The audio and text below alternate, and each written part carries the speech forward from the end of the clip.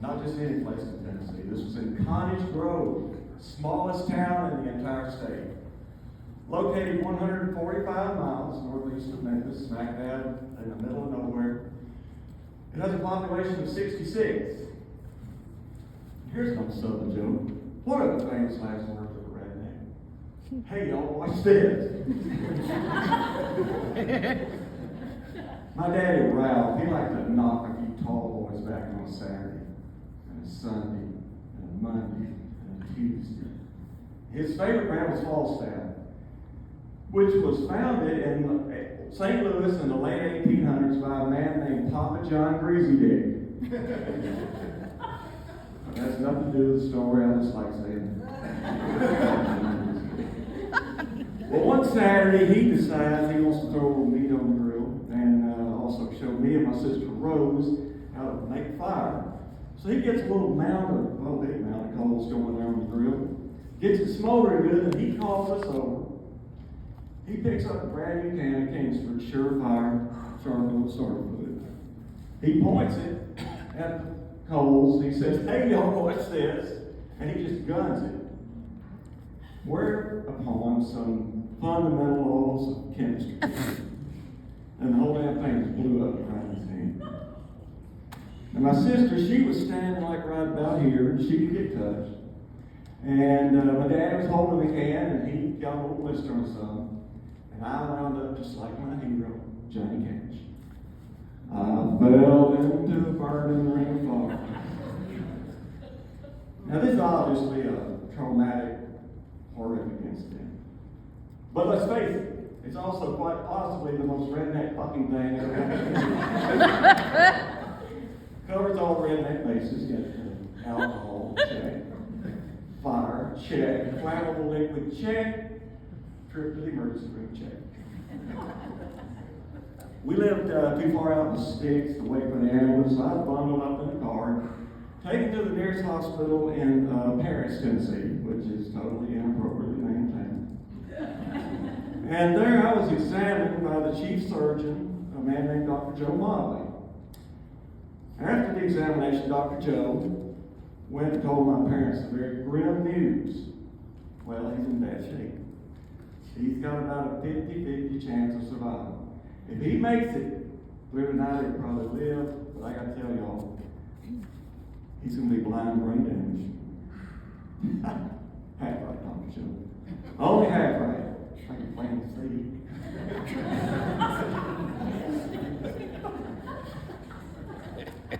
I'm not gonna go on and on about the next few months in the hospital trying to recuperate. They were just awful, full of all kinds of torturous procedures, skin grafts, and just, oh my God, it was just hell on earth in some ways. The important thing is I survived. I almost didn't, though. And I know that for a fact because that first night I had a near-death experience. My consciousness left my body and floated up in the air, and I could just see everything. I could see myself lying there in the bed. I could see something else. I saw my mama, Geraldine, and a nurse, and they were doing something, and they were doing something very specific. They were taping newspapers onto a window. The window separated my room from the adjoining room in the ICU. And the reason they were doing that was because there was a light shining in that room, real bright examining room light. It was shining right on me. And the nurse could not get access to that room. So they just did what they could. Now, we never really talked about this all that much growing up. We were one of those typical Southern families that said, if we just repress these awful memories, they just go away. So it was decades later before I talked to my mom about this. One day I brought it up because I started having these memories. These memories came back to me, and I told her what I was experiencing. And she about fainted. She's like, well, you couldn't have seen that. You were unconscious. You're in shock. You're sedated. You were 5 years old. How could you remember any of that? Then she admitted that everything I said was true.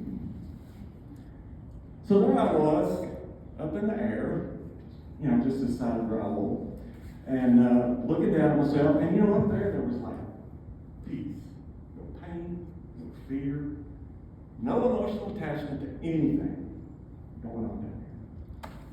I was just a witness, really, to my own situation.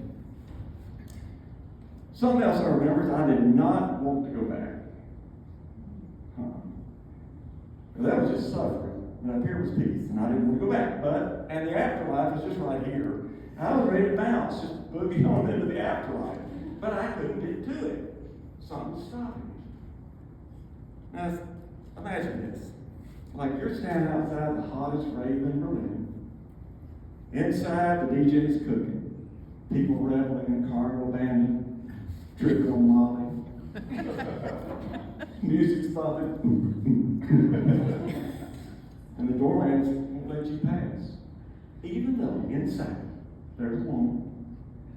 Jet black hair. She's wearing a tiger striped spandex bodysuit, and stilettos and a mask. Her name's Natasha. She's basically a James Bond of her. And she carries a little riding crop around. And she'll use it on you if you're late to the rave. You've been a bad boy.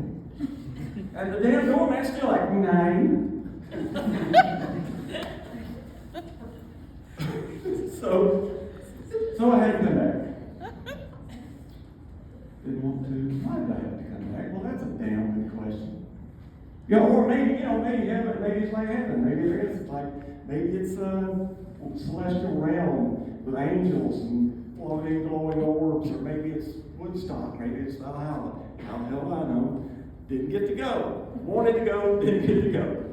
Had to come back. Why is that?